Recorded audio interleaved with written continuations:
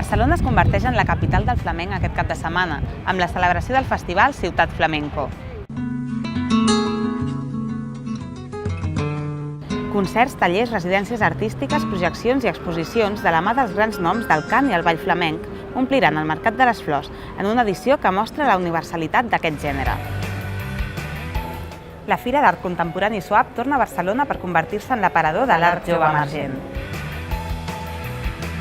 La Fira de Barcelona reunirà prop de 60 galeries internacionals, tot i que un dels plats forts del festival són les activitats paral·leles. El teatre també és protagonista aquest cap de setmana a la ciutat, amb les estrenes dels nous espectacles de Carles Santos i Josep Maria Pou. Necessito blasfemar!